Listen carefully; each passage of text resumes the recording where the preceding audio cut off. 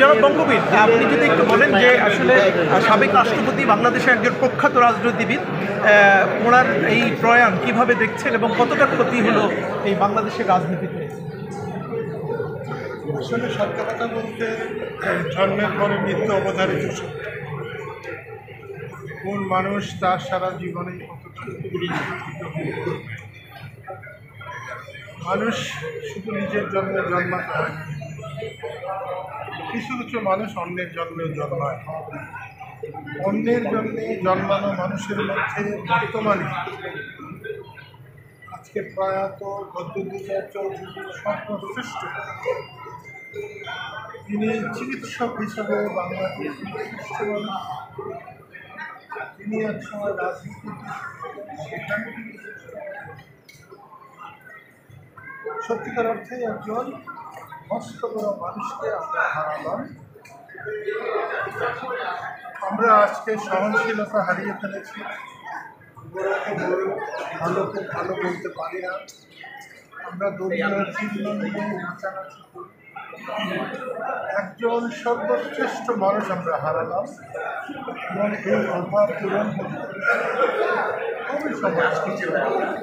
আমি কিছুদিন আগে ওনাকে দেখতে ওনাকে চিনতে পেরেছিলেন, লভ হ্যান্ড বলে রাখতাম। সত্যি করেই তাকে পিতার মতো ভাবতাম। শত সহস্র মানুষের সাথে সালাম করেছি। আমার সালাম করার একটি মানুষ তাকে দেশবাসী করুন এবং আমরা যেন মানুষের মতো মানুষ অন্যকে সম্মান করতে পারি, অন্যকে হিংসা করে অন্যকে ছোট করার চেষ্টা না করি, যেটা বদরুদ্দোজা চৌধুরীর চরিত্রে কখনো ছিল না। মানুষকে ভালোবাসতে শিখেছিলেন, মানুষকে সেবা করতে শিখেছিলেন। আমরা যদি ভালোবাসতে সেবা করতে পারি তাহলে বদরুদ্দোজা চৌধুরীর প্রতি আমাদের সম্মান করা আমাদের অনেককে ধন্যবাদ, সবাইকে ধন্যবাদ। আল্লাহ আবার বদরুদ্দোজা চৌধুরীকে তার পরিবার শক্তি দিন।